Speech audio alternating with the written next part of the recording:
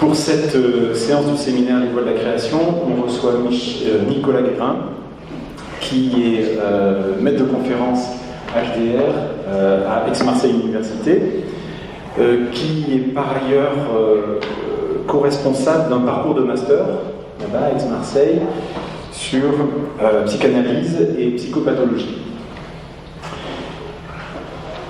Il pratique l'analyse à Cannes et il est également membre d'une association qui s'appelle l'Instance Lacanienne. Voilà. Et on l'a invité suite à la parution il y a quelques mois maintenant d'un ouvrage aux éditions RS qui s'appelle Logique et poétique de l'interprétation psychanalytique. Sous-titre Essai sur le sens blanc. Le sens blanc. Donc,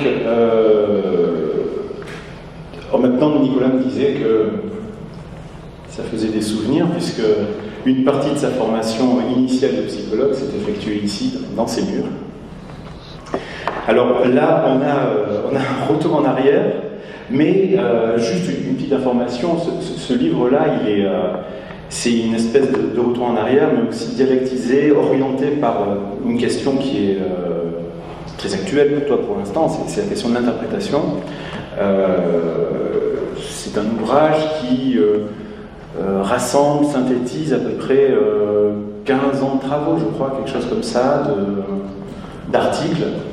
On y trouve tes premiers travaux sur l'incroyance, sur l'athéisme aussi, et puis après, petit à petit, cette bifurcation vers l'interprétation, et notamment les travaux de la fin sur la résonance.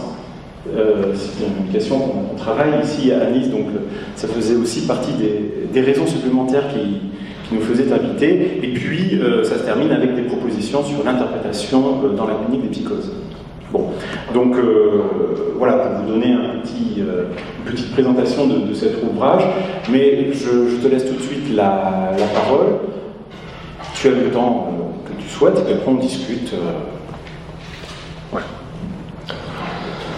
Bien, merci déjà à l'équipe organisatrice du séminaire Les Voies de la Création, donc Frédéric Guignot, Jean-Michel Vives.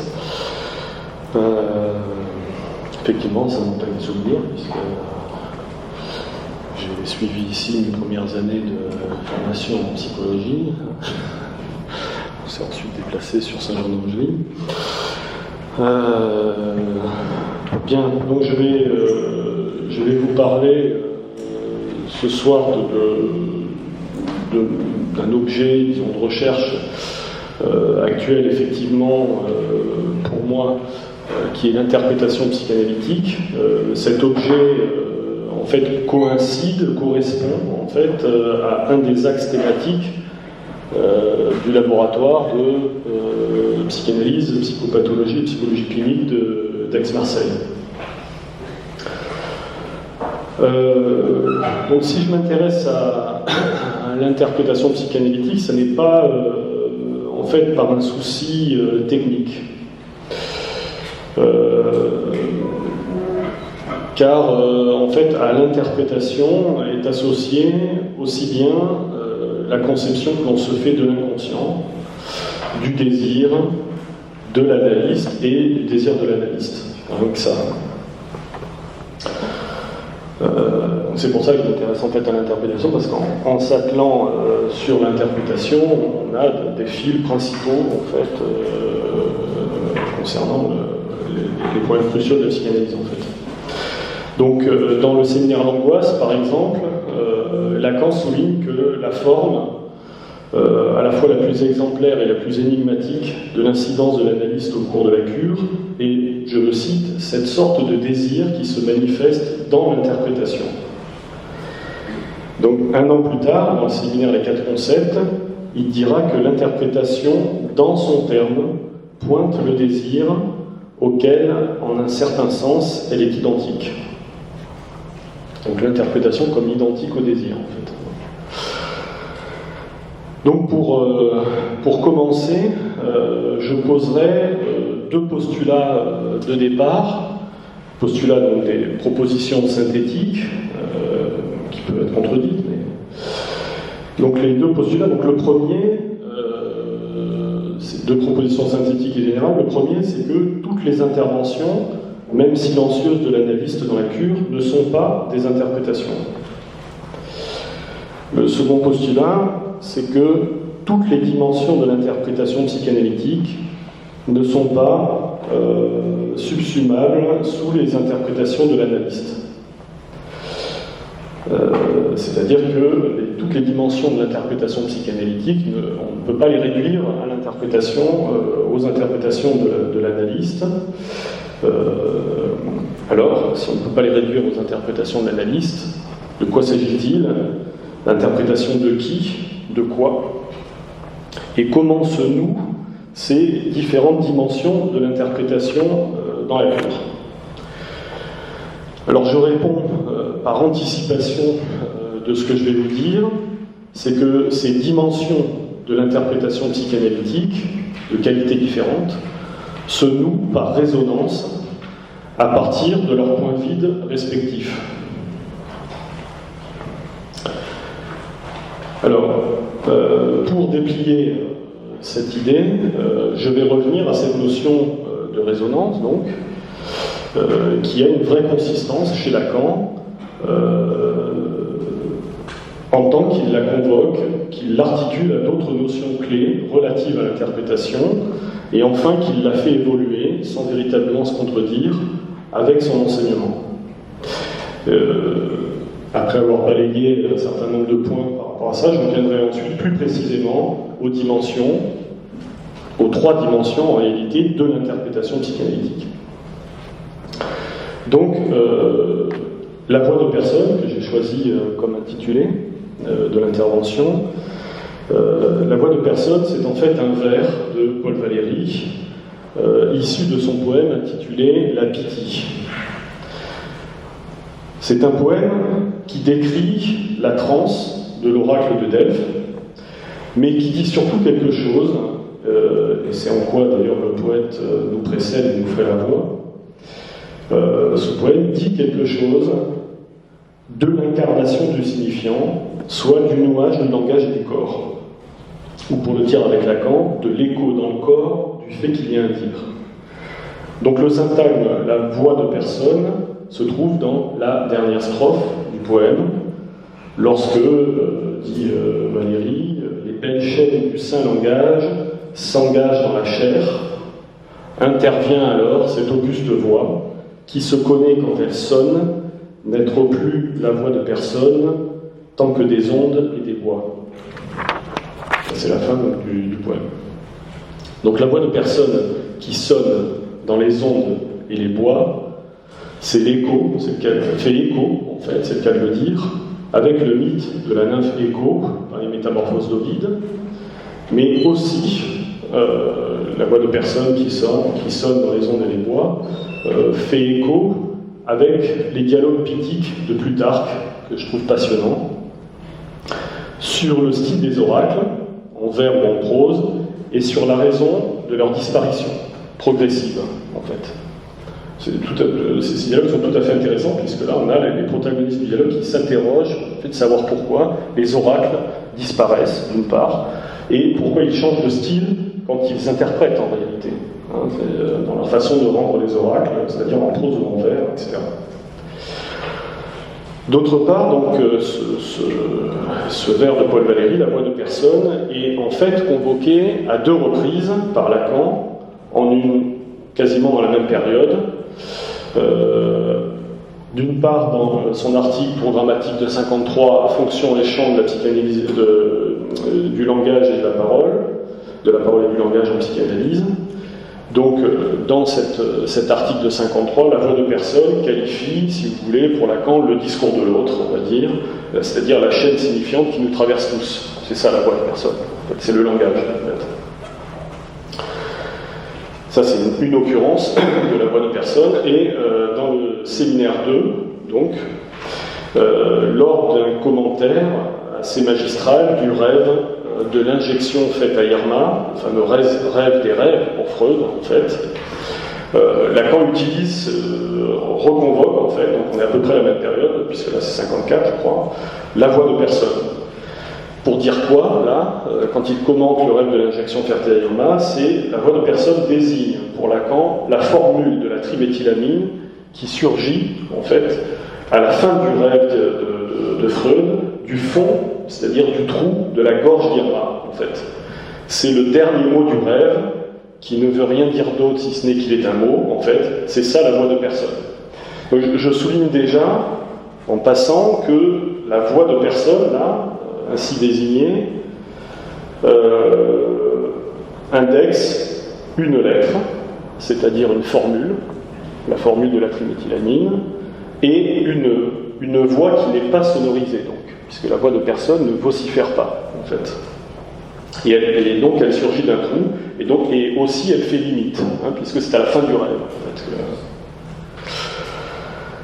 Donc c'est justement en 53, dans Fonction et champ, que Lacan consacre son troisième chapitre sur, donc l'intitulé du troisième chapitre, c'est les résonances de l'interprétation et le temps du sujet dans la technique psychanalytique. Lacan, il défend, en fait, dans ce troisième chapitre, ce qu'il appelle à ce moment-là une technique renouvelée de l'interprétation, puisqu'il s'agit pour lui, en fait, de défaire l'interprétation de ses adhérences imaginaires, c'est-à-dire là où les post-freudiens l'avaient enclavé, l'interprétation, puisqu'ils interprétaient, en fait, l'amour, la haine, la rivalité concurrentielle, l'agressivité, etc. Ça, ce sont les adhérences, ce que j'appelle les adhérences imaginaires, hein, de l'interprétation. C'est d'ailleurs encore maintenant le cas, y compris chez des psychanalystes, qui convoquent cette notion de résonance. Donc il faut être prudent, en fait, par rapport à cette notion de résonance, en fait, puisqu'il s'agit de savoir exactement de quelle résonance on parle, y compris chez Lacan.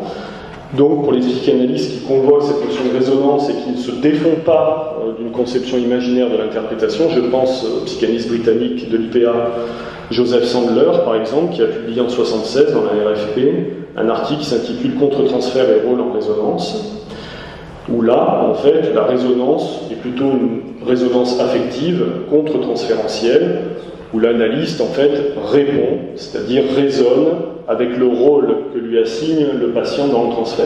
Donc là, on voit bien que c'est pas la voix de personne. C'est la voix de papa, maman, enfin, etc. C'est-à-dire les rôles assignés dans le transfert.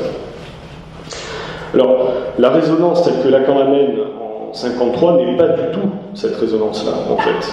Elle est étayée sur une théorie du signifiant dans la psychanalyse, introduite à cette époque, et elle est articulée à une conception de la parole qui ne se réduit pas à sa fonction dénotative, c'est-à-dire que la parole n'est pas la communication, elle ne se réduit pas, la parole, à la transmission de l'information et à la signification des énoncés, en fait, qu'elle véhicule. C'est-à-dire que la parole, pour la psychanalyse, a fondamentalement, en fait, une dimension évocatrice, c'est-à-dire qu'elle fait entendre, voilà la résonance, elle fait entendre ce qu'elle ne dit pas. Donc la structure même de la parole implique une résonance dans le sens, par le sens, c'est-à-dire que le sens est évocateur, il se dédouble en quelque sorte dans la métaphore, par exemple, qui fait entendre sans le dire. Donc c'est sur cette puissance évocatrice de la parole, par le biais du sens double, donc, que l'analyste doit s'appuyer dans son interprétation, laquelle opère donc en 1953 par résonance sémantique, c'est l'expression qu'emploie Lacan à ce moment-là. Donc c'est ça la technique renouvelée de l'interprétation, à ce moment-là en 1953. C'est la résonance sémantique, la résonance par et dans le sens. Bon.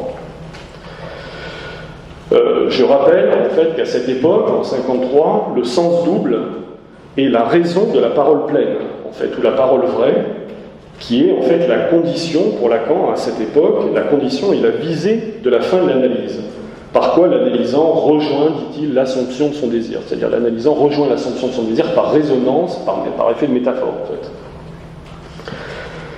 Donc la résonance sémantique de l'interprétation est congruente avec la conception que Lacan se fait de la fin de l'analyse. C'est un point très important. Donc, qui est daté donc, en 1953, là, donc, et explicitement, dans cet article, dans ce chapitre, en 1953, les références de Lacan sont à l'esthétique hindoue et précisément, je ne suis pas sûr de la prononciation là, Odvani, c'est-à-dire une pratique poétique de certaines écoles orientales qui mettent l'accent sur le laksana, c'est-à-dire l'usage des métaphores. Donc, c'est très important en fait de ne pas sous-estimer en fait les références implicites et explicites de Lacan, les références orientalistes en fait. Elles sont assez nombreuses en fait et elles courent dans son enseignement d'un bout à l'autre. Je relisais encore cet après-midi un truc où je voyais que Lacan avait suivi des cours de chinois, notamment à 45 ans. Hein. Il avait suivi une formation en 3 ans où il n'avait eu d'ailleurs que 14 sur 20. Mais bon, il avait été reçu parmi les 5 candidats qu'il y avait. Bon. Alors, voilà un peu dans ce chapitre 3, là, cette référence au sens, à la métaphore, au laksana, etc. Cependant, il y a dans ce chapitre donc la référence donc, à la résonance en tant qu'elle est sémantique, donc c'est un point important, et il y a dans ce chapitre une remarque furtive sur le zen, qui procède plutôt, lui, le zen, par évidement du sens. Barthes en parlera notamment plus tard avec le haïku, cette pratique poétique très minimaliste, en fait, qui consiste notamment en une parole répétée 2 fois, en fait, c'est très important, puisque c'est l'écho, en fait, dans cette répétition, qui compte, en fait. C'est l'écho qui fait résonner un vide et qui produit, en fait, une coupure dans le sens. Par du vide, en fait. Cette remarque très furtive, en fait, sur le zen, dans l'article de 53, toujours, est, selon moi, appuyée par une note de bas de page que Lacan va ajouter plus tard. En fait, donc on est d'accord, Fonction et Champ, c'est de 53, il est publié dans la revue La Psychanalyse, en fait. Lacan récupère cet article quand il publie les écrits en 66, et c'est en publiant les écrits en 66 qu'il introduit une note de bas de page dans cet article, donc, où, dans cette note, donc, qui date de 66, Lacan précise, tout aussi furtivement, que la résonance dont il parle, le chapitre 3, là, est en fait la raison, R-E-S-O-N, dont parle le poète Francis Ponge. Voilà un peu la note, en fait. Il dit la raison, la résonance dont je parle, la résonance sémantique, c'est en fait la raison dont parle Francis Ponge. C'est faux. C'est faux et c'est vrai à la fois, en fait. Car la raison que Ponge, la raison, donc R-E-S-O-N, que Ponge met en œuvre dans son écriture poétique, et dont il parle parfois, notamment dans Pour un Malherbe, n'est pas exactement une résonance sémantique. C'est une autre raison, R-A-I, une autre raison qui n'est pas résonante. Elle n'est pas, la raison de Ponge, en fait, n'est pas de l'ordre de la métaphore, en fait. Puisque ce qui intéresse Ponge, à le lire, c'est l'objet brut. Lui-même ne se définit pas tellement comme un poète. Il dit poète si vous voulez. Donc ce qui intéresse Ponge, c'est l'objet brut, je le cite, c'est la réalité concrète des formes verbales, en fait. C'est-à-dire, c'est un réel dans le langage qui intéresse Ponge, qu'on entend, si je puis dire, dans le titre de ses recueils poétiques, à savoir le parti pris des choses ou la rage de l'expression, par exemple. À une question de Philippe Solers sur son travail poétique, Ponge répond en citant Mallarmé à propos des mots anglais, savoir voilà ce qu'il dit en citant Mallarmé. Dans l'enveloppe sonore du mot, il y a donc une essence réelle se rapprochant de l'organisme dépositaire de la vie. Le mot, dit Mallarmé, c'est toujours Ponge qui parle, le mot, dit Mallarmé, présente dans ses voyelles et ses diphtongues comme une chair. Et là, il ajoute, Ponge, mon travail poétique si vous voulez, porté là-dessus. C'est-à-dire qu'il y a en fait un matérialisme chez Ponge qui vise à faire vibrer ce qu'il appelle la qualité différentielle entre le son et le sens, entre le mot et la chose qu'il désigne en fait. Donc la raison de Ponge, R-E-S-O-N, c'est l'idée de faire résonner cette coupure, c'est-à-dire cette qualité, c'est de jouer sur cette qualité différentielle en fait. Donc vous voyez que la raison de Ponge n'est pas tout à fait la résonance sémantique en fait. Lacan va revenir en fait à Ponge en 1972 dans Le savoir du psychanalyste où il va inviter les psychanalystes à lire Conge, qui est un grand poète, dit-il. Il épelle alors le mot de raison, R-E-S-O-N, et demande Lacan, je le cite, « Est-ce que ce qui résonne, c'est l'origine de la res, de ce qu'on fait de la réalité ?» Alors la res, R-E-S, en fait, c'est-à-dire c'est la chose en latin. Donc on voit bien qu'il joue sur le raison, on entend la chose, en fait, dans raison. C'est-à-dire que quand il dit « est-ce que ce qui résonne, c'est l'origine de la res et de ce qu'on fait de la réalité ?» C'est-à-dire la réalité enrobe par du sens le réel de la chose, en fait. Et c'est dans ce passage-là que Lacan parle de l'objectita, en fait. L'objectita qui, dit-il, n'a rien à voir avec le sens. Voilà. Donc, à cette époque, donc là je suis en 1972, les références de Lacan sont encore orientalistes. En fait, il revient du Japon à peu près à la même période que Barthes. Il travaille avec François Chang sur l'écriture poétique chinoise, avant la parution de son livre, le livre de Chang. Donc l'écriture poétique chinoise, où la place du vide est centrale, et où le vide s'articule et résonne avec d'autres vides. Ça, Chang le déploie très bien, en fait, le vide médian s'articule et résonne avec le vide suprême, etc. Chang décrit dans l'écriture poétique chinoise une l'alternance d'une combinatoire, en fait, entre des mots vides et des mots pleins, je ne développe pas ces points-là.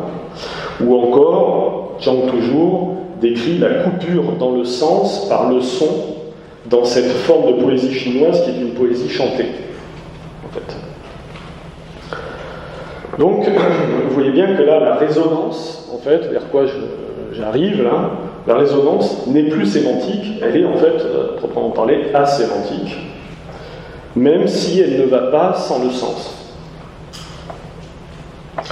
À cette époque toujours, dans l'étourdi, à la même période, 72, les trois guises de l'interprétation psychanalytique selon Lacan sont homophoniques, c'est-à-dire c'est la sonorité dans la langue, grammaticale, l'interprétation joue sur la grammaire, c'est-à-dire elle est axée sur le défaut de la syntaxe, en fait, ou logique, c'est-à-dire elle joue sur les paradoxes. Donc on voit bien qu'elle soit homophonique, grammaticale ou logique, elle indexe toujours l'interprétation une forme de coupure dans le sens, en fait, et se règle maintenant, donc, je disais, sur une résonance asémantique. Donc c'est la raison pour laquelle, surtout dans le séminaire L'insuccès de l'Inbellus et l'amour, en 1977, ce séminaire correspond en fait à la publication du livre de Chang, sur l'écriture poétique chinoise, qui était travaillé au moment, enfin dans un colloque singulier avec Lacan, en fait, avant.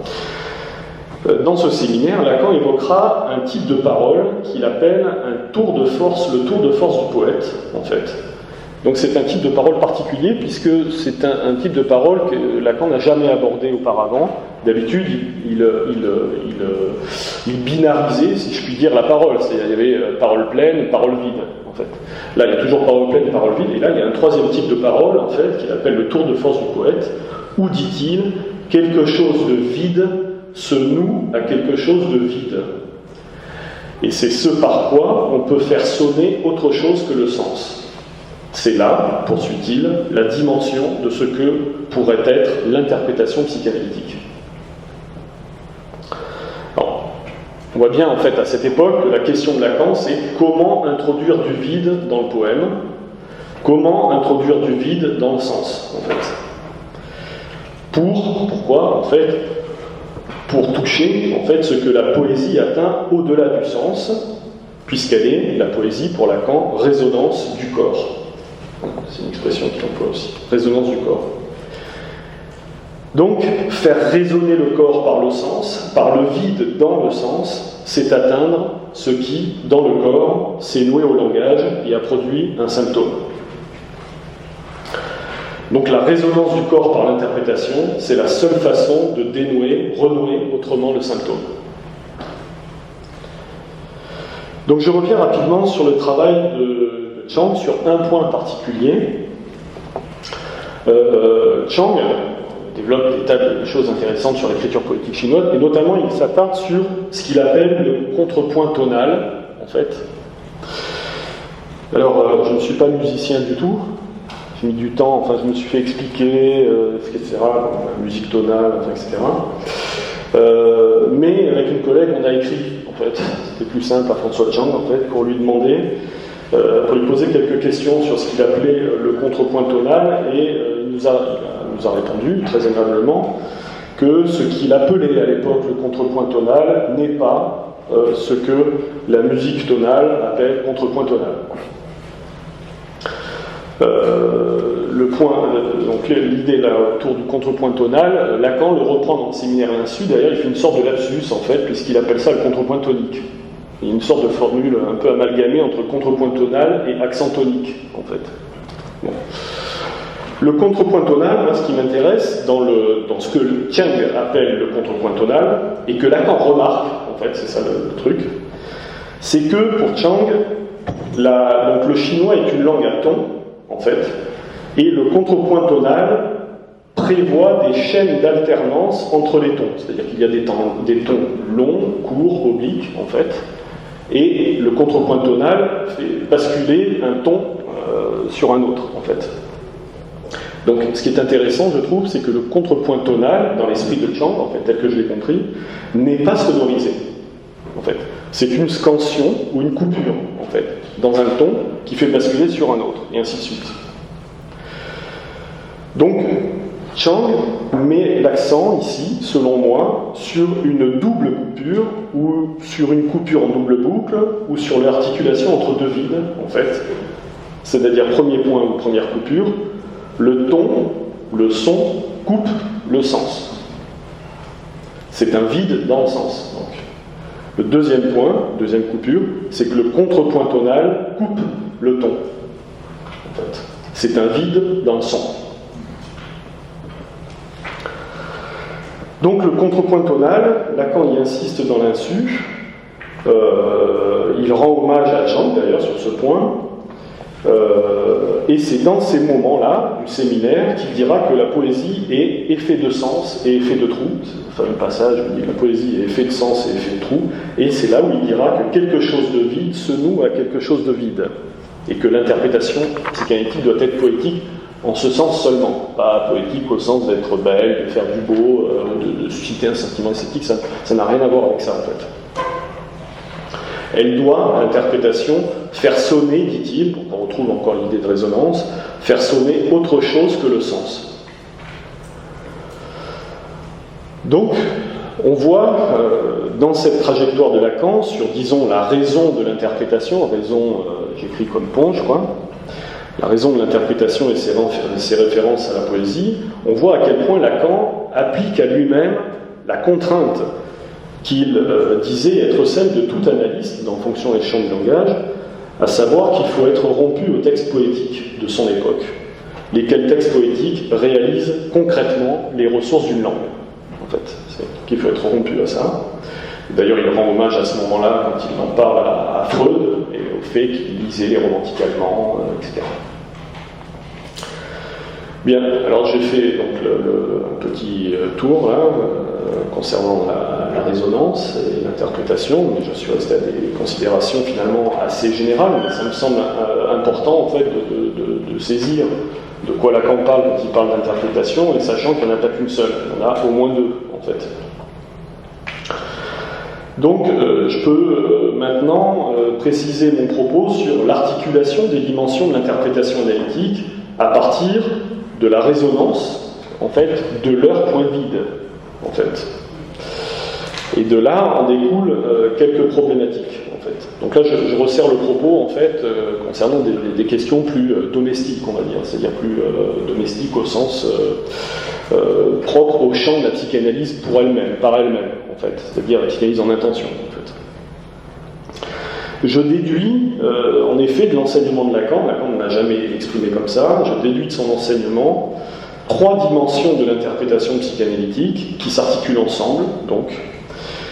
La 3e dimension permet en fait de dépasser l'aporie des 2 premières, qui sont néanmoins indispensables.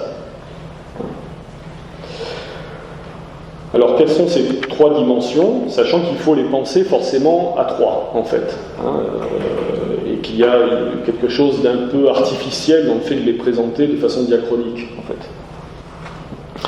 Alors, première dimension de l'interprétation, c'est ce que j'appellerais l'interprétation de l'inconscient, ou l'interprétation, ce que Lacan appelle l'interprétation sauvage, c'est-à-dire que la thèse de Lacan, donc cette thèse est de Lacan, pas Jacques Miller, c'est souvent on confond en fait l'origine de la thèse, c'est Miller qui a eu le mérite en fait de mettre en exergue cette thèse n'est pas lui, elle est de Lacan, donc c'est l'inconscient qui interprète, c'est-à-dire que s'il y a un interprète, c'est l'inconscient en fait. Et ces interprétations, qu'est-ce que c'est ? Ces interprétations, ce sont ces formations. Donc si on veut savoir ce que c'est qu'une interprétation, eh bien il faut se pencher sur ce qu'est une formation d'inconscient. À savoir les rêves, les lapsus, les symptômes, les actes manqués, le mot d'esprit, ce sont des interprétations, et des interprétations pas de n'importe qui, si je puis dire, de l'inconscient lui-même.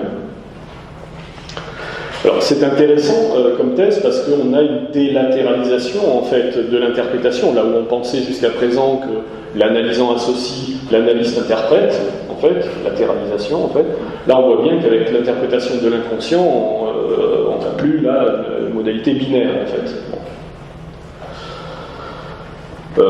Quand Lacan amène cette thèse donc de l'inconscient qui interprète, donc il prend, à chaque fois qu'il en parle d'ailleurs, il prend l'exemple paradigmatique du rêve, en fait. Donc le rêve comme exemple, comme exemplaire en fait de l'interprétation de l'inconscient.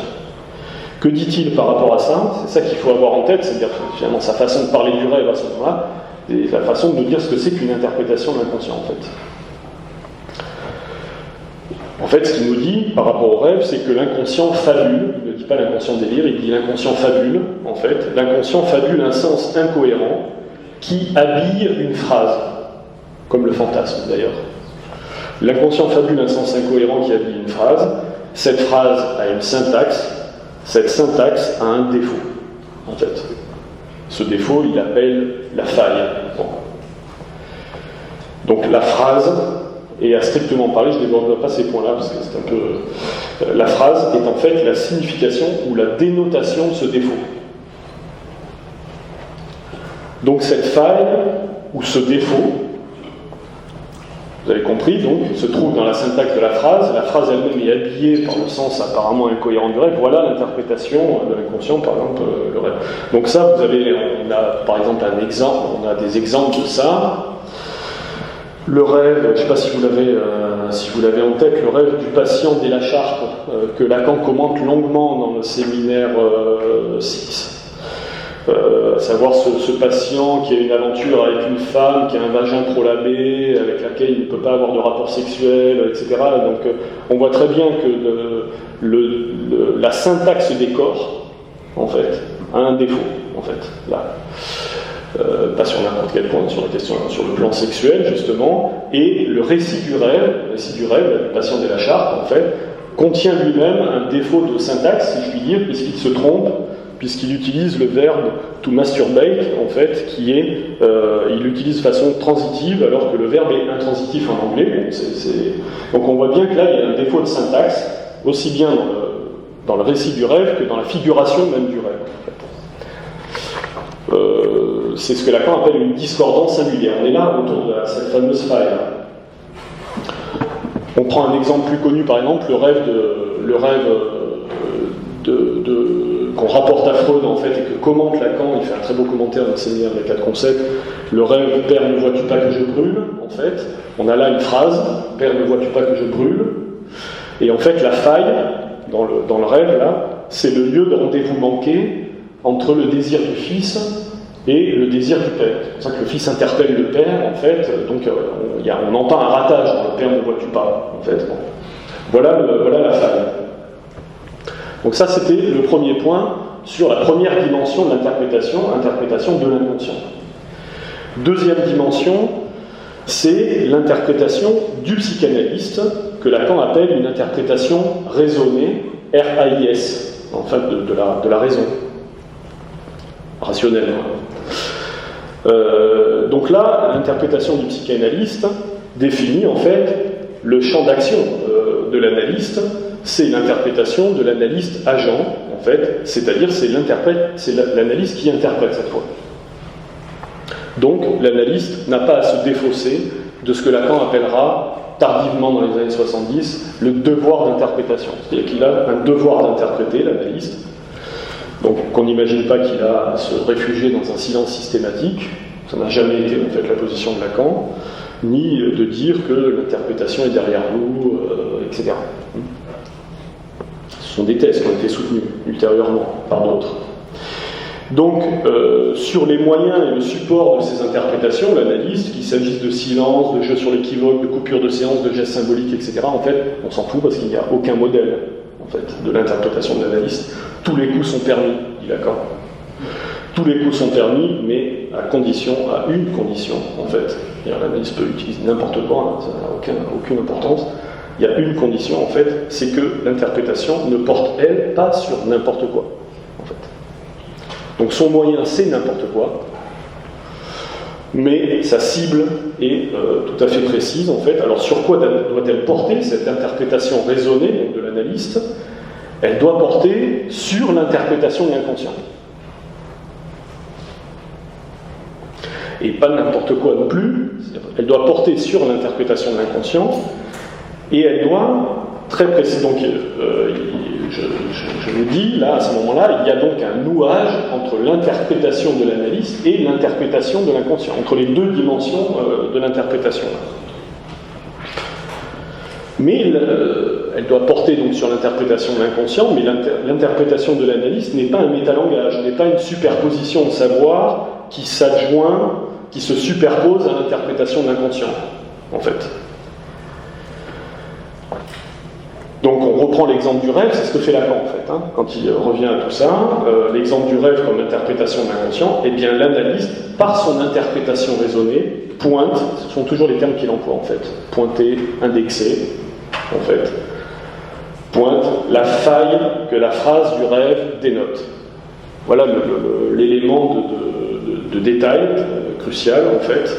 Donc l'interprétation raisonnée porte sur l'interprétation de l'inconscient et pas sur n'importe quel point, sur exactement la faille, vous voyez, dans l'interprétation de l'inconscient, en fait.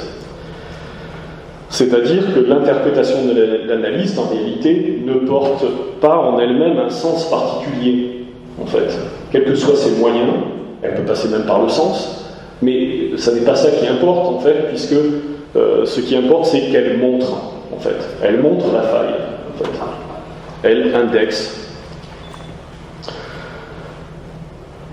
Donc, il y a un lien étymologique entre le doigt indice, l'index, le dire, en fait, de l'interprétation. Bon. Donc, je remarque déjà à ce premier niveau, si je puis dire, de nouage entre les deux dimensions de l'interprétation, donc de l'inconscient et raisonné de l'analyse, c'est qu'il y a dans l'interprétation du psychanalyste déjà une dimension raisonnée, cette fois au niveau de la résonance, en fait. Il y a une dimension raisonnée, puisque même si l'interprétation de l'analyse passe par le sens, elle mobilise en fait ce qui est le plus vide dans le sens de l'interprétation de l'inconscient. Puisque, je répète, elle mobilise là le défaut de la syntaxe de la phrase du rêve, en fait, afin de consonner avec le vide de la faille que le sens du rêve recouvre. C'est en ce point-là que quelque chose qui est vide dans l'interprétation de l'analyste se noue ou résonne à quelque chose qui est vide dans l'interprétation de l'inconscient, que l'analyse pointe. Il y a là, donc, déjà, à cette étape, une résonance asémantique qui fait épissure entre les deux dimensions de l'interprétation, sauvage et raisonnée. Bon, voilà pour les deux dimensions de l'interprétation, mais là, c'est là qu'intervient le problème, puisqu'il y a un problème, là. Il y a un problème. Bah, surtout celui-là, en fait. Hein, il doit y en avoir d'autres, mais là, celui-là est de taille, en fait. C'est le vrai sens d'une problématique, en fait. C'est le problème, je veux dire même, c'est le problème de la cure analytique en elle-même, en fait. C'est que ce nouage-là, entre les deux dimensions d'interprétation, est tout à fait nécessaire. Il est nécessaire, incontournable, mais il n'est pas suffisant. Il n'est pas suffisant puisque Lacan va souligner que l'interprétation de l'analyste n'est pas la voie d'un vrai réveil pour le sujet. C'est sa remarque à un moment donné, en 69, l'interprétation de l'analyste, qu'il ne récuse pas, c'est-à-dire qu'il n'est pas en train de dire il faut passer à autre chose, en gros. C'est-à-dire qu'il faut l'interprétation de l'analyse dans les modalités que je disais, mais par contre, il ne faut pas se raconter d'histoire, elle n'est pas la voie d'un vrai réveil pour le sujet. Alors pourquoi ? Pour une raison assez simple, en fait, c'est que le point de faille que l'analyse pointe dans l'interprétation de l'inconscient, en fait, le point de faille dans la phrase du rêve, indexé par l'interprétation de l'analyse, c'est en fait le cœur du désir. Donc jusque-là, tout va bien. C'est le cœur du désir, mais le désir est toujours et uniquement désir de prendre sens, dit Lacan. Le désir, c'est ça, en fait. Le désir n'a pas de sens, il est inarticulable, mais il est toujours désir de prendre sens. C'est-à-dire qu'il est désir d'être interprété, désir, appel au sens, en fait, le désir. Donc, vous voyez bien la problématique, c'est-à-dire qu'en indexant, l'analyste en indexant la faille, eh bien, l'analyste risque en même temps d'en remettre sur le sens.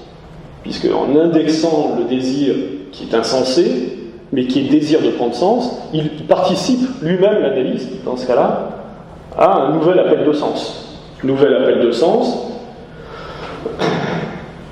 qui risque d'alimenter à nouveau le symptôme, etc. etc. Donc voilà le problème. Voilà le problème, puisque cette boucle, si je puis dire, si on la considère pour elle-même, permet l'analyse, d'accord, mais pas la fin, puisque elle permet l'analyse infinie, en fait. Donc on peut se demander quelle interprétation, finalement, pour quel réveil, en reprenant ce terme-là, de l'interprétation de l'analyse n'est pas la voie d'un vrai réveil. Alors, quelle interprétation pour quel réveil ? Je pense que il y aurait sans doute intérêt à se réintéresser au cauchemar, en fait, puisque le cauchemar, c'est le paradigme d'un rêve qui réveille, en fait, donc d'une interprétation de l'inconscient qui réveille. C'est là où je veux en venir. C'est que le cauchemar a une limite sensible au moment du réveil, en fait.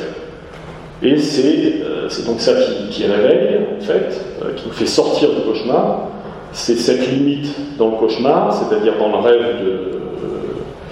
de réveil, en fait, c'est donc la limite de l'interprétation. Donc c'est donc la limite de l'interprétation qui réveille. En fait, c'est pas l'interprétation qui réveille, c'est sa limite même. En fait. Je vous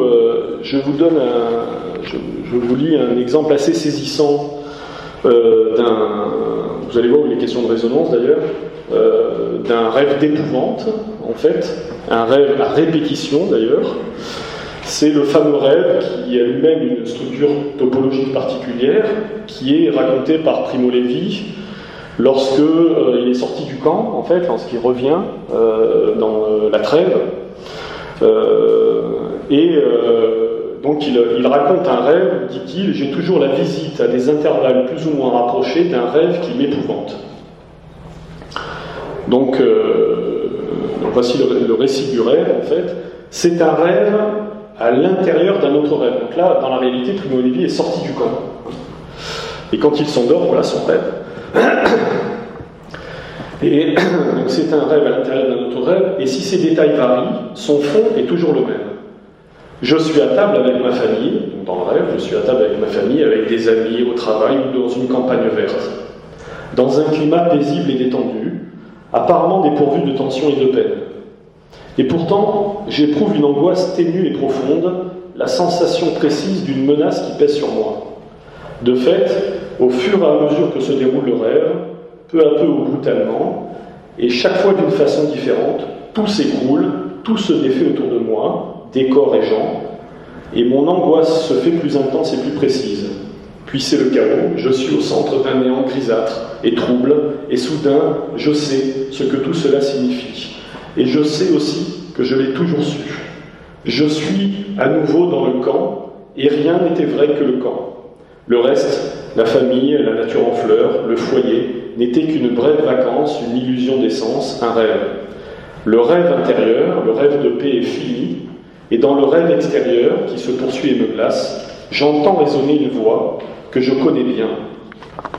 Elle ne prononce qu'un mot, un seul, sans rien d'autoritaire, un mot bref et bas. C'est l'ordre qui accompagnait l'aube à Auschwitz, un mot étranger, attendu et redouté, debout, Zdavak, en fait, donc ce qui veut dire debout. Donc on voit là comment de façon assez saisissante, en fait, comment se structure pour Primo Levi ce cauchemar avec le terme final qui est en fait une forme de jaculation, en fait, un ordre, une voix. Cette fois, c'est tout à fait important de le souligner, c'est la voix de quelqu'un, c'est pas la voix de personne, en fait, c'est la voix du capot, en fait, qui venait le réveiller chaque matin et qui le ramène au camp, en fait. Je trouve que cette double face, en fait, du surmoi est assez intéressante parce que d'un côté elle est redoutable, c'est la voix d'un autre jouisseur, d'un côté, puisque debout, donc ça le ramène au camp, en fait, mais en même temps, le debout, c'est l'envers de ce que Primo Levi décrivait avec les musulmans qui étaient accroupis et qui allaient mourir, en fait. C'est-à-dire qu'il y a quelque chose de l'affirmation de la vie qui s'entend, en fait, dans cette double face du surmoi, là. On peut se demander d'ailleurs si Primo Levi, la question que je me posais là tout à l'heure, si Primo Levi n'est pas un sujet constamment réveillé, en fait. Ce qui n'était pas un sujet constamment réveillé, d'ailleurs, on se demande même si sa mort particulière, sans doute un suicide, ne vient pas quelque part répondre ou résoudre, en fait, cette problématique du réveil. Bon.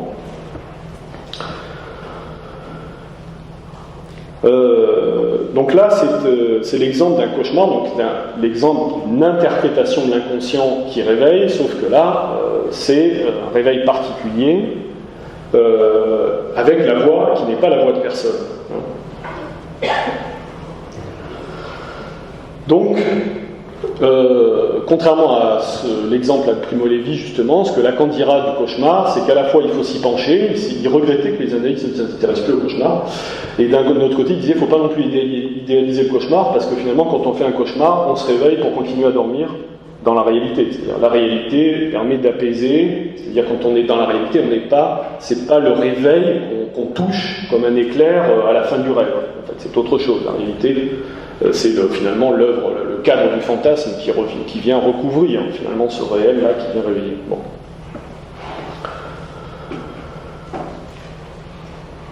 Alors, donc si l'interprétation de l'analyste est indispensable, mais ne réveille pas le sujet, quelle est l'issue, en fait? Quelle est l'issue? Ce qui apparaît comme une forme d'aporie, en fait. Donc c'est là que je pense qu'il faut se pencher sur une troisième dimension de l'interprétation que Lacan va désigner dans l'étourdi, donc en 72, comme le dire de l'analyse, en fait. Pas cette expression qui me semble intéressante parce que c'est pas le dire de l'analyste, c'est pas le dit de l'analyste, c'est pas même pas le dit de l'inconscient, c'est le dire de l'analyse, en fait. Le dire de l'analyse, dit-il, qui de sa seule existence se distingue de la proposition. Je vous ai pas la formule plus développée, vous savez. Donc, la dimension du dire de l'analyse, ce que j'appelle moi la troisième dimension de l'interprétation, est différente de l'interprétation sauvage et de l'interprétation raisonnée. C'est que l'existence qui lui est propre, au dire de l'analyse, est impensable. Elle n'est pas du registre de la pensée, en fait. C'est ce que Lacan appelle dans les années 70, c'est un terme qui est assez rare, en fait, mais qui est décisif, à mon avis, un dire. Il écrit grand U, petit L, tiré, dire. L'indire, en fait. L'indire, qu'est-ce que c'est? L'indire procède des dits de l'interprétation raisonnée de l'analyste et des dits de l'interprétation de l'inconscient de l'analysant. Procède, c'est-à-dire que cet indire ne précède pas ces dits. Cet indire n'était pas déjà là, caché dans l'inconscient, dans la tête même de l'analyste, etc., en fait. Donc, ne précède pas ces dits, il en procède, en fait. Il n'était pas déjà là, entre les lignes des énoncés qui se déploient dans la cuve, en fait, y compris dans la faille de la phrase du rêve. L'indire se déduit sans se saisir. S'il se saisissait, il serait du registre de la pensée. Et comment se déduit-il, cet indire? Il se déduit à partir de ce que Lacan appelle les 1 de la répétition, en fait les 1 ULS, les 1 de la répétition en fait. De ces 1 qui se répètent dans la cure, et donc les 1 qui se répètent dans la cure, ce sont les interprétations de l'inconscient, c'est-à-dire l'inconscient interprète au cours de la cure, il produit en fait des interprétations, voilà les 1 de répétition en fait. Ces 1 de répétition sont eux-mêmes indexés par l'interprétation de l'analyste. Donc voilà encore la répétition là. Eh bien c'est de cette répétition qu'est produit l'indire en fait. Cette dimension de l'interprétation comme dire de l'analyse est de personne, et EST, elle est de personne en fait, elle n'a pas d'auteur en fait. Ce n'est pas l'indire de l'analyste, ce n'est pas même de l'analysant en fait.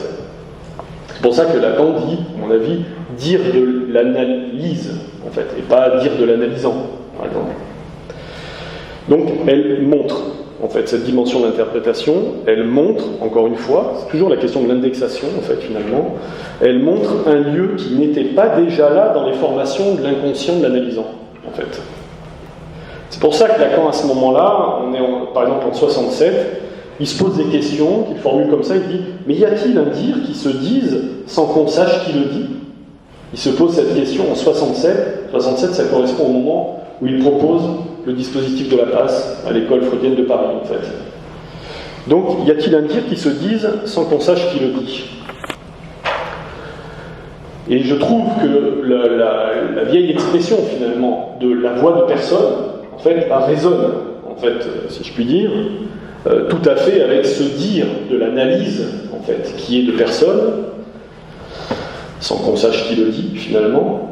Et je pense que c'est pour ça que Lacan recourt, en fait, à ce moment-là, quand il parle de l'interprétation ici et là, dans ces années-là, à notamment l'épisode des paroles gelées de Pantagruel, du Pantagruel de Rabelais, en fait.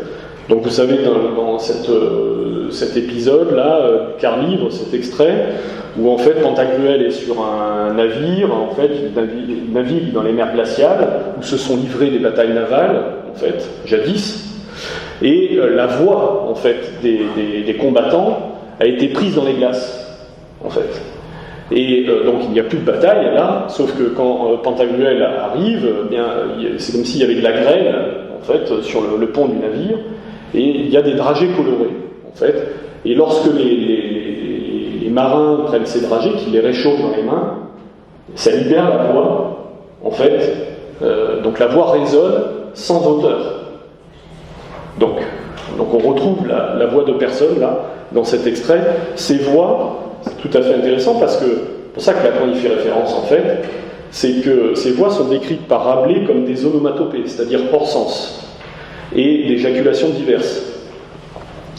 Donc ce sont ce que Rabelais appelle les mots du choc, en fait. Ce sont les mots du choc, dit Rabelais, c'est une expression de Rabelais, que Lacan ne reprend pas, mais il aurait pu la reprendre, parce que vraiment ça tombe très bien par rapport à la question jaculatoire, en fait. Donc les mots du choc, ce sont des mots qui désignent le choc et qui sont le choc, en fait, les mots du choc. Ce qui est complètement congruent avec ce que Lacan appelle un coup de sens, le coup de sens dans l'interprétation, en fait, les mots du choc, coup de sens. Donc, c'est une façon de dire que ce sont des mots à la teneur singulière qui nouent étroitement le son, donc, ou le réel, et le sens. Donc, ce sont, en fait, le son et le sens, là, ces mots du choc, à la fois réels et symboliques, en fait, ce sont des lettres. C'est un littoral, en fait. Ce sont des lettres. Il s'agit d'une voix qui est à la fois une lettre. Vous vous souvenez de ce que j'ai dit tout à l'heure sur la voix de personne, c'est-à-dire cette voix qui sort de la gorge d'Irma, en fait, que Lacan désigne comme étant la voix de personne, c'est une voix aphone et associée à une lettre. En fait, il y a la formule de la triméthylamine. Donc ce dire de l'analyse est selon moi ce qui produit un psychanalyste, en fait. Il ne s'atteint que par la répétition, c'est-à-dire la série des résonances opérées par les interprétations de l'analyste, elles-mêmes vectorisées par le point de faille inhérent aux interprétations de l'inconscient. L'analyste est donc le produit du dire de l'analyse, en fait. Il est le produit d'une interprétation raisonnée RES, cette fois, ou quelque chose de vide, à savoir l'objet A comme perte, à quoi le sujet supposé savoir se réduit, se noue à quelque chose de vide, à savoir le phallus comme manque, par où se réalise et se reconnaît la castration dans la rencontre avec l'autre sexe. Voilà. Merci.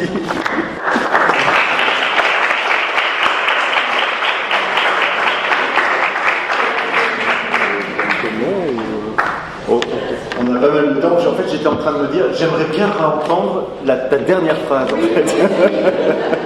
J'étais justement en train de me dire ça. C'est-à-dire, c'est le moment où tu noues quand même ces trois dimensions, parce qu'effectivement, on comprend bien que en la présentant, c'est-à-dire tel que tu le fais, c'est-à-dire dans un premier temps, en tout cas, l'interprétation de l'inconscient, puis l'interprétation raisonnée de l'analyste, raisonnée AI.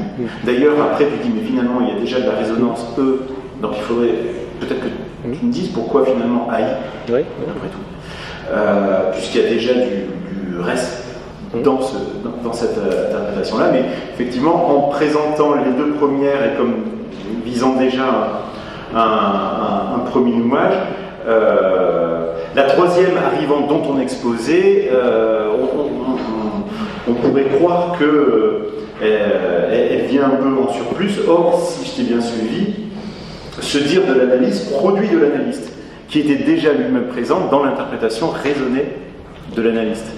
Donc, c'est ce que tu disais au départ, c'est-à-dire, c'est pas 2 puis 3, c'est 3 d'un coup, d'un bloc, mais voilà, ça demande à savoir finalement comment il se noue, et puis j'avais quand même une autre question, entre autres, c'est si justement ce qui nécessite logiquement la troisième interprétation, c'est que les deux premières ne font qu'appeler du sens, et sont là dans un appel de sens infini,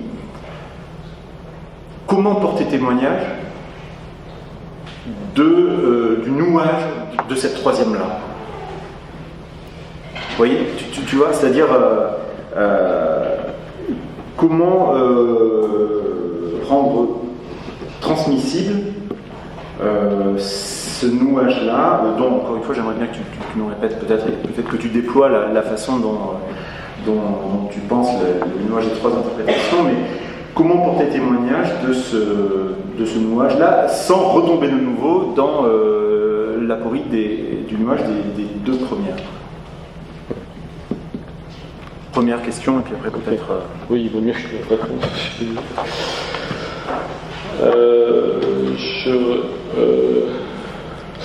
Oui, alors, je reprends juste la dernière phrase, en fait, puisque vous m'avez demandé la dernière phrase, parce que, en fait, la dernière phrase est importante, parce que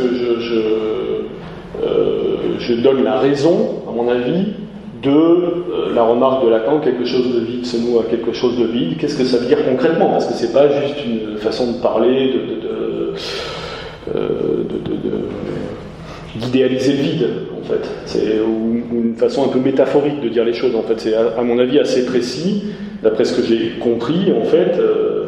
C'est-à-dire que l'objet, donc je dis que l'analyste est le produit du dire de l'analyse, en fait. Ça n'est pas le même analyste que l'analyste qui interprète dans la cure. Hein, il y a deux choses différentes là. Et que quelque chose de vide se noue à quelque chose de vide, c'est-à-dire le premier quelque chose de vide, c'est l'objet A comme perte, à quoi se réduit le sujet supposé savoir. Ça, c'est le premier point vide, en fait. Se noue au phallus comme manque, perte et manque, en fait. Au phallus comme manque, par où se réalise et se reconnaît le phallus comme manque, la castration dans la rencontre avec l'autre sexe. C'est-à-dire que si le phallus n'était pas manquant, il y aurait rapport sexuel, en fait. Donc le phallus comme manque, en fait, est une autre occurrence du vide. Donc en réalité, le quelque chose de vide se noue à quelque chose de vide, c'est à mon avis l'objet A et le phallus. En fait, voilà, c'est ça le sens de ma dernière remarque, en fait, mais qui se rattache à des points vifs de la cure analytique, c'est-à-dire à la mise en question du sujet supposé savoir, d'une part, par rapport à l'objet A, c'est-à-dire sa réduction à l'objet A, ce vide, et d'autre part, la question du rapport à l'autre sexe, aussi. Donc ça, voilà la reprise en fait. Bon. Après, tu me demandais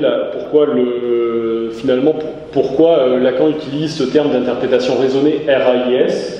Il ne l'explique pas, mais moi l'interprétation que j'en ai, si je puis dire, c'est que elle est raisonnée. Alors ça justifie au niveau de la raison, du ratio en fait, puisqu'il s'agit que l'analyste ait une écoute littérale.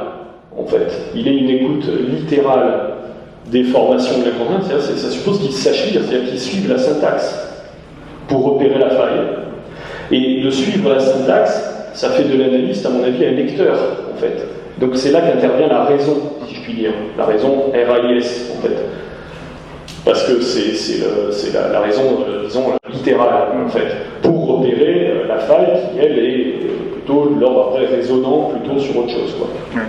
Voilà pourquoi, à mon avis, l'interprétation est raisonnée, c'est-à-dire que ça suppose une écoute littérale, quoi, en fait, je pense. Ah oui, bon, et ta dernière question, c'est la question, finalement, la plus essentielle, finalement, parce que c'est la plus difficile, c'est comment porter témoignage, tu disais, de cette troisième dimension. Du dire de l'analyse, ça c'est toute l'histoire des écoles de psychanalyse et de la question de Lacan et de son. Je pense que c'est lui a essayé. Ça ne veut pas dire que ça marche, que c'est sans problème, etc. Mais sa proposition pour entendre le dire de l'analyse, enfin entendre ce témoignage, en fait, c'est le dispositif de la passe. C'est à ce moment-là, parce qu'en 67, c'est là où il fait la proposition sur la passe, et c'est là où il dit « Y a-t-il un dire qui se dise sans qu'on sache qui le dit ?» Et là, je crois qu'on entend, si je puis dire, « Y a-t-il un dire qui se dise sans qu'on sache qui le dit ?» C'est-à-dire le cartel de la passe, en troisième position dans le dispositif, je ne sais pas si tout le monde a un peu l'idée de... donc, peut-il entendre en oblique? Tu peux développer si tu veux. La passe, c'est un passant, en fait, qui veut porter témoignage, justement, de l'effet de son analyse, pas forcément de la fin de l'analyse, contrairement à ce qu'on imagine, en fait, mais du désir de signer, ou en tout cas du passage à l'analyste, en fait. C'est deux choses différentes. La fin et la passe. Donc il veut porter témoignage de ça. Lacan propose qu'il rencontre ce qu'on appelle deux passeurs, c'est-à-dire deux analysants qui n'ont pas terminé leur cure, mais qui sont dans un point vif de leur analyse, en fait, et dont on peut penser que, parce qu'ils sont dans un point un peu sur le gué, comme ça, vif de leur analyse, ils peuvent, sans même s'en apercevoir, capter quelque chose qui va justement passer entre les dits du témoignage du passant, en fait. Et donc, le passant rencontre un passeur, puis un autre passeur. Les deux ne se parlent pas, les deux passeurs ne se rencontrent pas entre eux, par contre. Et ensuite, les deux passeurs rencontrent de façon isolée le cartel de la passe, c'est-à-dire un cartel, donc c'est un petit groupe d'analystes, en fait, donc on voit qui va ensuite, alors selon les conceptions, qui va finalement prendre une décision. C'est-à-dire, prendre une décision, ça ne veut pas dire il est psychanalyste ou il n'est pas. C'est, nous avons entendu quelque chose du dire de l'analyse. Je pense que c'est ça, en fait. Y a-t-il un dire qui se dit sans qu'on sache qui le dit? C'est-à-dire, en dehors de la personne qui le dit, qui le porte, en fait, il y a quelque chose d'un dire singulier qui nous est parvenu par personne interposée, en fait. C'est ça, donc il y a une structure un peu en oblique, en fait. Et donc, je pense que la proposition de Lacan, voilà, après on peut critiquer, on peut remettre en question. De toute façon, aujourd'hui, les écoles de psychanalyse sont distribuées différemment en fonction qu'elles appliquent ou pas le dispositif de la passe, comment elles l'appliquent aussi, c'est différent. Mais je pense que ça a été l'idée, voilà, la proposition de Lacan pour essayer d'entendre ce dire qui se dit sans qu'on sache qui le dit, c'est ça le dire de l'analyse, à mon avis. Voilà. Mais ça reste quand même toujours un point vif, en fait, un point de débat, un point... je pense que c'est là, quand je dis c'est la question la plus essentielle, les autres questions sont importantes évidemment, mais c'est la question la plus essentielle parce que c'est là où se situe, à mon avis, le réel de l'analyse. Et pour c'est-à-dire et pour un analysant, et pour les analystes eux-mêmes, et pour les analystes distribués dans les écoles. C'est-à-dire qu'en fait, ils sont dispersés autour de ce réel-là, en fait, de ce point, en fait. Je parlais de la caméra. Et j'avais une question, après je passerai la parole. Tu as commencé justement avec la voix de personne. Tu en parles aussi avec Primo Levi, mais justement en disant ben non, là c'est peut-être pas la voix de personne, c'est une voix identifiée. Et je me demandais justement quelle fonction tu accordais à l'objet petit a, voix, dans cette construction spécifique, c'est-à-dire comment ça se fait finalement que c'est cet objet-là en particulier qui revient. Pour toi en tout cas, comment tu conçois ça et sa fonction finalement avec ces résonances-là? Est-ce que tu parles du son, du sens, etc. Enfin bon, voilà, qu'est-ce qui fait que selon toi ça tourne autour de la voix? D'ailleurs j'ai bien aimé en fait la distinction que tu proposes avec le rêve de Primo Levi, quoi. C'est-à-dire c'est pas le rêve où finalement il y a une formule qui apparaît, un signifiant nouveau qui pourrait permettre justement de se soutenir du trouble. Là, c'est la seule solution, c'est de se réveiller, mais de ne plus savoir si on est encore dedans, si on est encore dehors. Enfin, il y a quelque chose comme ça dans cette structure en abîme qui est quand même assez fort dans le rêve de Primo Levi, mais quand même, voilà, c'est pas la voix de personne. Alors, finalement, comment tu articules cet objet-là, cette pulsion-là est-ce que, selon toi, il y a une dimension particulière sur le fait justement que ça commence avec la voix de personne?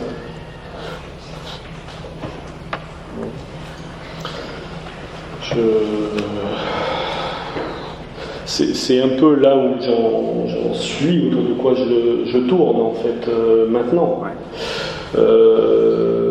C'est aussi j'ai choisi le titre La voix de personne parmi d'autres déterminations aussi, parce que je savais à qui je m'adressais. Je sais que Jean-Michel travaille beaucoup sur la voix, mais je me disais, voilà, qu'est-ce que moi je peux dire, en fait, sur la voix, qui rejoint mes intérêts, en fait, mes questions. Maintenant, pour te répondre, l'objet voix, ce qui m'interpelle, c'est que, d'une part, on voit bien, si je puis dire, c'est que la voix elle-même est la voix qui compte, la voix comme objet A, en fait, est fondamentalement aphone. Ça, c'est un premier point. Elle est aphone, sinon elle ne manquerait pas. Ce ne serait pas un objet du manque. Mais c'est cette aphonie de la voix, en fait, qui permet ce point vide et qui permet l'écho, en fait, ou la résonance, en fait. Sans ça, aucune résonance possible. On retrouve le choc. Donc on retrouve le choc là-dedans. On retrouve le choc, et dans le choc, il y a déjà un point vide, parce que le choc, c'est le son, l'effet de trou, l'effet de sens, c'est cette espèce de rencontre de deux dimensions hétérogènes, en fait, qui se vident l'une l'autre, en fait, en quelque sorte. Et donc, je pense que donc, cette condition, en fait, de résonance est la condition pour que résonne le dire. L'écho dans le corps du fait qu'il y a un dire, en fait. Donc on ne peut pas faire l'économie là de l'objet voix particulier. Maintenant, moi, ce qui m'interpelle, je peux en dire beaucoup plus pour l'instant, mais on ne peut pas là aussi ne pas considérer qu'il y a un rapport avec la lettre. Oui. Qu'il y a un rapport avec la lettre, puisque la voix de personne qui surgit de la gorge d'Irma, telle que Lacan le souligne déjà très tôt, il y revient après aussi, est associée à la formule écrite, la formule de la triméthylamine, en fait. Et que la lettre, dans les paroles gelées, se retrouve aussi, quand Lacan fait référence aux paroles gelées, les paroles gelées, c'est une métaphore de l'imprimerie, qui venait d'apparaître à l'époque. En fait, les paroles gelées, c'est ça. Donc il y a quelque chose de la lettre qui voisine avec les bords de la voix, en fait.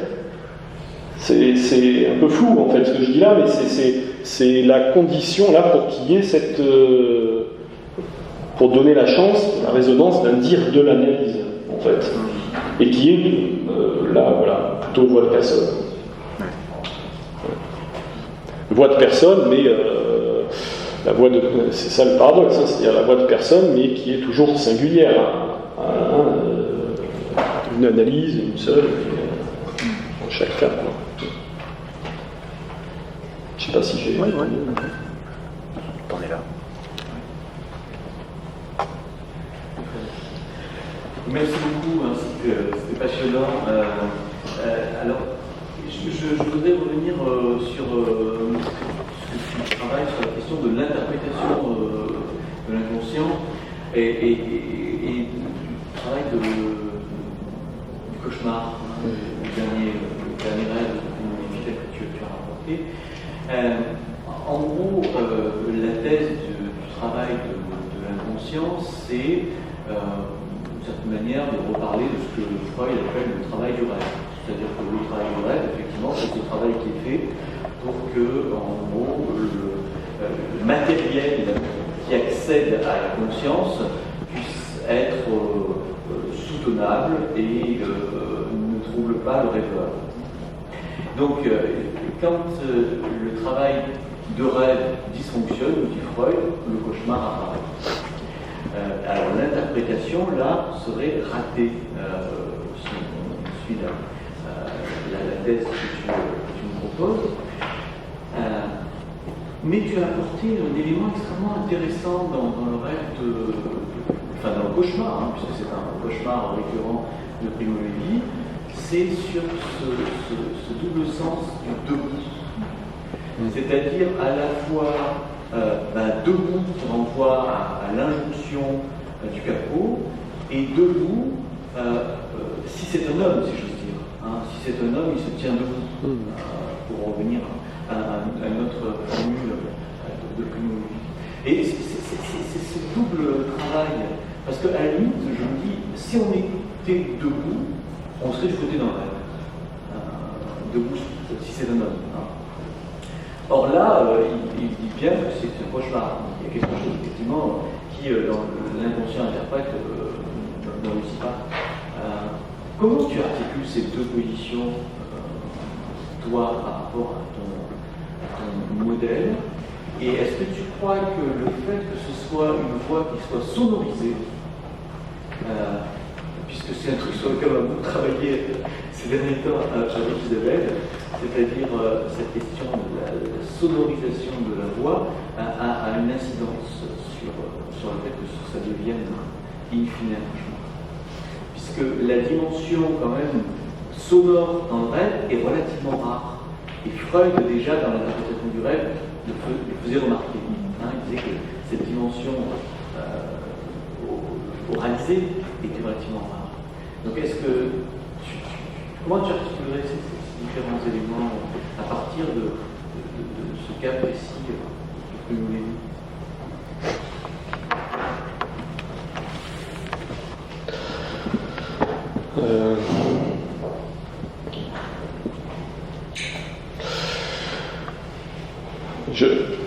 je reprends certains points qui me viennent au fur et à mesure, parce que c'est vrai que tu convoques le vocabulaire donc, de Freud par rapport au travail du rêve, en fait.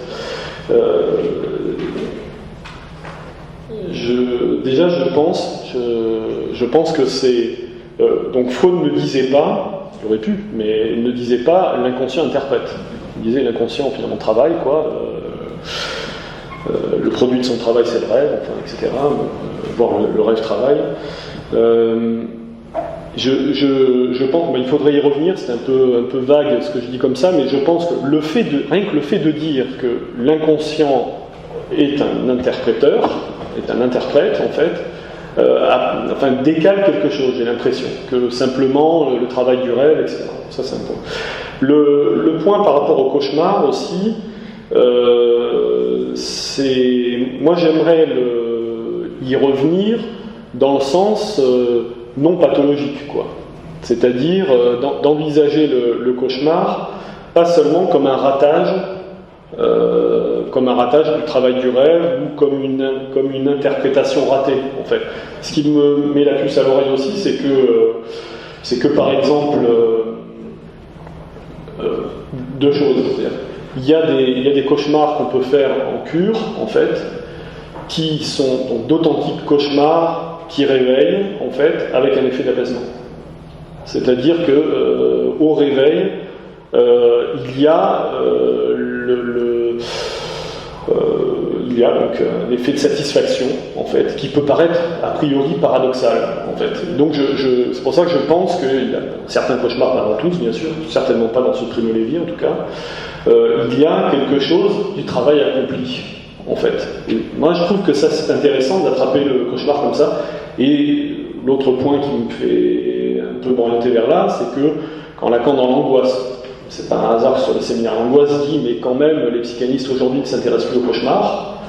Je pense qu'il invite les analystes à s'intéresser au cauchemar, mais pas sur le mode de quelque chose d'inachevé, d'inabouti ou de raté ou quoi que ce soit. Après, tu me demandais comment j'articulais les deux positions, donc la bifidité, en fait, de l'impératif qui réveille, en fait, Primo Levi.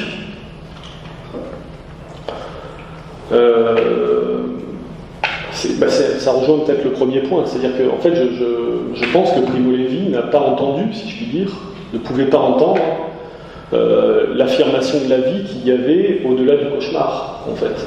Et parce qu'il ne l'a pas entendu, il est possible, c'est toujours hasardeux de spéculer comme ça, mais enfin, je me permets de le faire quand même, il est possible que sa mort ne soit pas un hasard dans le fait qu'il se soit laissé tomber aussi pour résoudre en fait quelque chose là qui ne parvenait pas à entendre. Parce que cette question du rêve, par exemple, quand il écrit là, sur son expérience des camps, revient, c'est tout à fait intéressant. Je ne suis pas en train de dire que ses rêves, c'est l'effet de son séjour dans les camps, hein. Ça ne se réduit pas à ça, par contre. Mais il a une façon de poser la question tout à fait saisissante. C'est quand il dit, par exemple, si c'est un homme, je ne sais plus dans quoi, si c'est un homme et pas dans la traite, je crois, où il dit, mais qu'est-ce que c'est que ce récit fait, toujours répété, jamais entendu? Tu sais, c'est-à-dire qu'en fait, il fait des rêves à répétition, il retourne chez lui, cette fois c'est à l'époque où il était dans le camp encore, où il retourne chez lui, il parle à sa sœur, à sa femme, à sa mère, etc. Et au bout d'un moment, il s'aperçoit qu'en fait, il n'est pas écouté, en fait, c'est-à-dire qu'il n'est pas vu, en fait, il apparaît comme un fantôme. En fait. Ça, c'est un rêve qu'on peut faire, que chacun peut faire à un moment donné. Sauf que lui, il le faisait de façon répétée. Il y avait quelque chose qui venait le hanter, comme ça, et donc le jamais entendu, là, il y avait quelque chose que Primo Levi, il y avait un seuil qui ne franchissait pas, je crois, par rapport à ça. Je ne sais pas comment te répondre. Maintenant, la question, est-ce que c'est sonorisé, enfin le fait que ce soit sonorisé, est-ce que ça a son importance moi, je mets en tension, mais peut-être à tort, je mets en tension le fait que c'est un ordre sonorisé et clairement malveillant dans le rêve de Primo Levi, avec la gorge d'Irma, en fait, qui dit quelque chose, en fait, où Lacan convoque la voix, en fait, mais où elle n'est pas sonorisée, en fait. Et où là, il y a quelque chose, quand Lacan parle quand il commente le rêve d'Irma, il y a quelque chose qui rejoint la question de la fin de l'analyse aussi, en fait, par rapport à ça. La fin du rêve, la fin de l'analyse, enfin, etc. La fin de l'interprétation, enfin, tout ça. Cette voix n'est pas sonorisée, donc je les mets en tension, en fait, mais je pourrais pas dire maintenant que je resterai sur cette idée un peu binaire, en fait, c'est-à-dire vocifération c'est mal, en gros, et aphonie c'est bien. Je préfère rester un peu prudent, en fait, par rapport à ça. Mais toi, tu as une idée ou pas? En t'écoutant, il y a une idée, je dirais qu'avec cette vocifération du cauchemar Primo Levi, il se fait adresser. C'est-à-dire qu'il y a quelque chose, effectivement, tu vois, de cette adresse, sauf si on pensait la question invocante à partir de la question de l'adresse et non plus de l'appel, mais donc adresser, être adressé et se faire adresser. Et ce qui n'est pas le cas du tout dans le rêve. C'est-à-dire que là, effectivement, cette question dans le rêve d'Irma, la question d'adresse, elle disparaît totalement. Et là, je crois qu'il y a, pour moi, du coup, il y a quelque chose qui est différent. Une position de réception qui est subjective qui est différente. Enfin, voilà. Dans l'adresse, dans la qualité de l'adresse, alors. Ouais. C'est d'un côté quelque chose qui s'adresse à la cantonade, si j'ose dire, pour Irma, et de l'autre, où l'autre est hameçonné, je veux dire, à partir de... Oui, là, il est assigné à ce moment-là. Il y a une assignation dans le debout, et peut-être qu'une interprétation telle que tu l'as définissée très joliment tout à l'heure, aurait pu permettre de faire entendre la faille entre le debout et le chute. Voilà. Tu vois, je repense. Primo Levi emploie l'expression de résonance, en fait, une voix qui résonne. D'ailleurs, c'est assez curieux sa formule, puisqu'il dit que la voix était attendue, en fait. Et il l'attendait, en fait, alors que ce cauchemar est abominable. Donc il y a quelque chose qui l'attendait, quand même.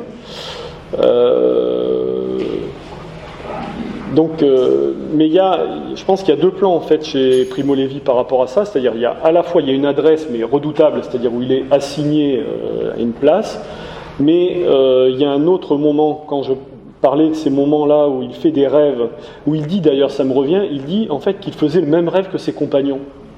C'est-à-dire qu'il faisait un rêve commun entre eux, qu'ils se racontaient, qui était le rêve où ils rentraient chez eux, ils parlaient à leur famille, et ils s'apercevaient avec effroi, au bout d'un moment, qu'en fait c'était un rêve, en fait, et que la famille ne les écoutait pas, en fait, qu'ils n'existaient pas, en fait. Et je ne sais pas si tu te souviens, à un moment donné, je crois que c'est dans Si c'est un homme, il y a un faux rêve, en fait, où Primo Levi ment, en fait, à un des détenus qui arrive, je crois qu'il s'appelle Otto, il me semble, où Primo Levi lui dit « Mais tu sais, j'ai rêvé de toi. J'ai rêvé de toi et j'ai rêvé que tu rentrais chez toi, etc. » Et c'est drôle parce qu'on peut penser qu'il raconte ce faux rêve parce qu'il sait que lui, il va rêver la même chose que les autres, c'est-à-dire qu'à un moment donné... Là, pour le coup, ça va être à la cantonade, mais dans le mauvais sens du terme, en fait. Et que donc, il lui dit, en gros, je suis là, en fait, j'étais déjà là, alors que c'est un mensonge, en fait. Il n'a pas rêvé de ça. C'est intéressant. En fait, à chaque fois, ce sont des structures de mise en abîme, puisque dans le rêve, c'est aussi de la mise en abîme, sauf que là, dans le rêve de Primo Levi, au fond de l'abîme, il y a quelque chose. Oui. Oui, c'est ça que je voulais dire, il emploie le terme de résonance, mais j'ai l'impression que justement, ça ne résonne pas. C'est ça le truc, c'est-à-dire que ça ne résonne pas, donc il ne peut pas entendre en fait le point vide qui est en même temps l'élément qui est l'affirmation de la vie en fait, qui est à côté de ça.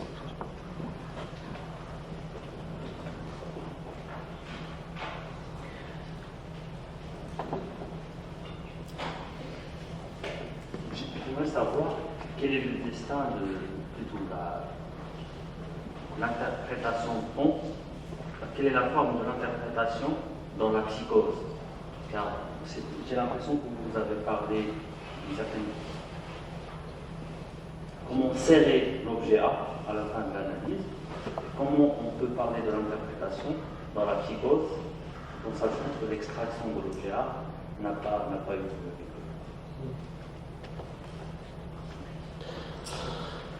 Bon, ça c'est un point, effectivement, tu l'as dit tout à l'heure, que j'essaye d'aborder, mais c'est à la fin du livre.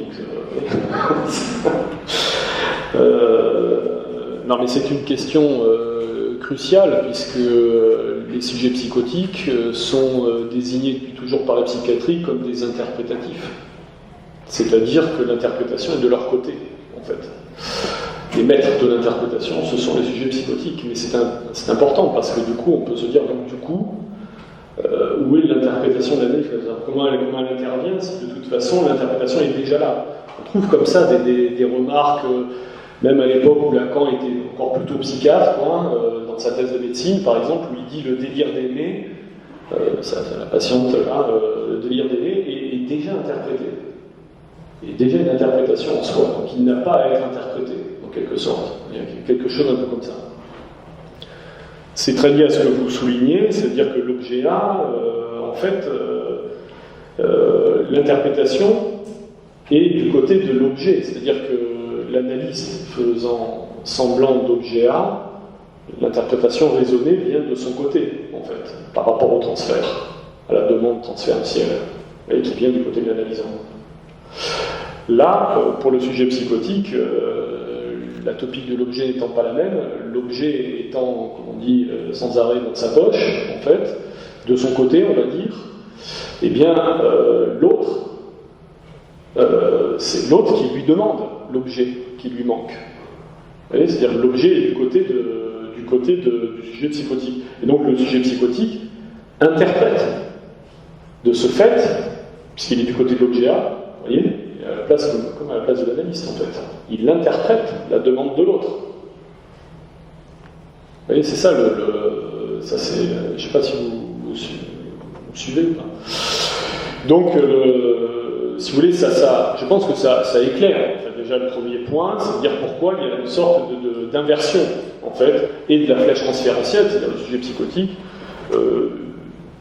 vit l'autre comme transférant sur lui en fait. Pas lui transfère sur l'autre d'abord, en fait. C'est très bien montré dans un texte que j'aime beaucoup, qui est de Jean Alouche. Vous savez quoi, il y a du transfert psychotique.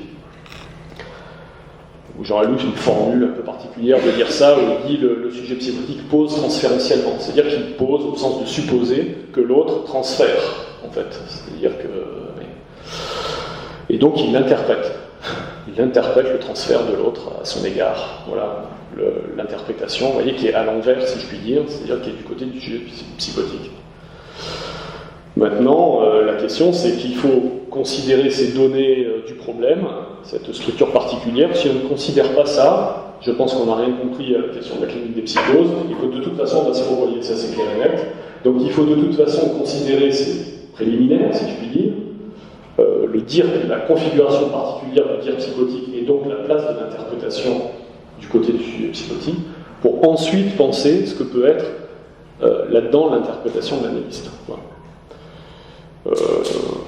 Je peux pas développer cette question, en plus elle reste quand même une question, mais ce qu'il faut, c'est de ne pas renoncer à l'idée, qui de toute façon est une réalité, c'est qu'il y a du sujet supposé savoir dans la psychose.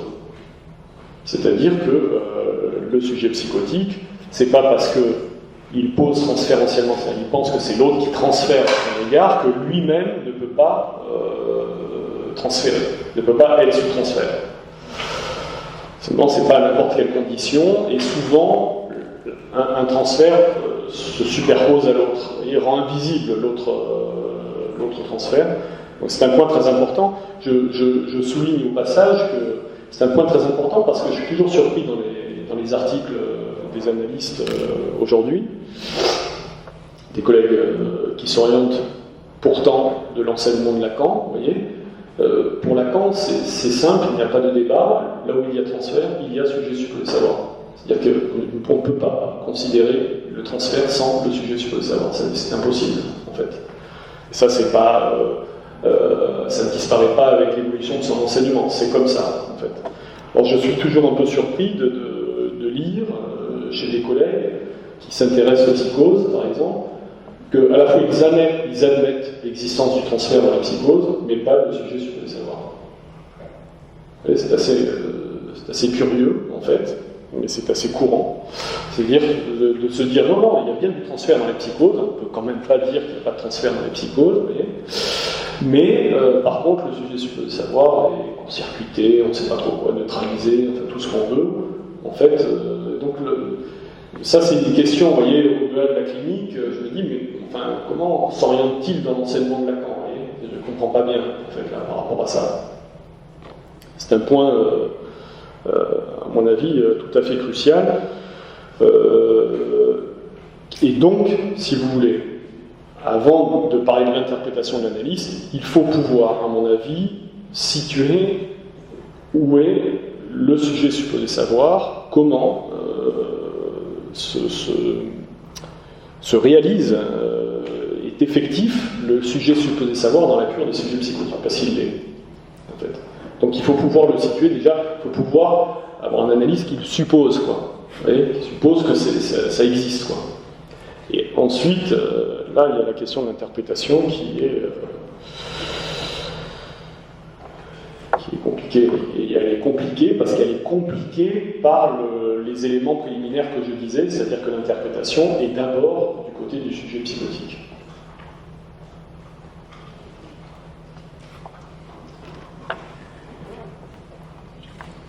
Peut-être une dernière question ? Oui. Je voudrais juste revenir rapidement sur la première interprétation de l'inconscient, puis l'inconscient sauvage. Si c'est une interprétation, si j'ai bien compris, de l'inconscient, donc c'est l'inconscient qui interprète, il interprète quoi? Il s'interprète lui-même, qu'est-ce qu'on interprète d'autre que l'inconscient?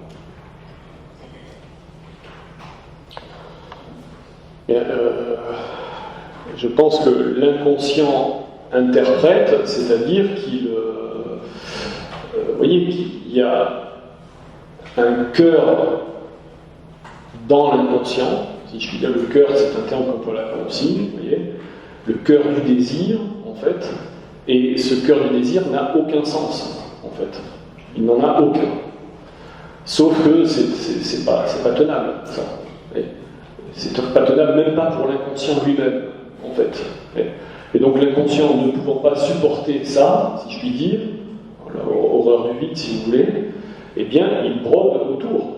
C'est-à-dire qu'il va faire le tour du trou avec une syntaxe, vous voyez, c'est l'ordonnance signifiante, en fait, autour de ça, et au-delà de cette ordonnance signifiante, du sens, c'est-à-dire avec de l'imaginaire, la fabulation, en fait, l'activité fabulatoire de l'inconscient. Donc l'inconscient est un fabulateur, en fait.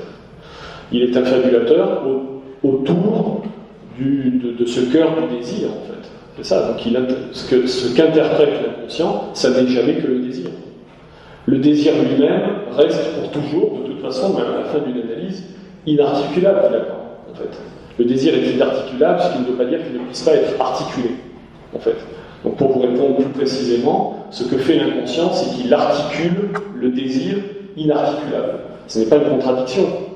Le désir est articulé dans le rêve, il est articulé dans les formations d'inconscient, il est donc articulé dans les interprétations, vous voyez.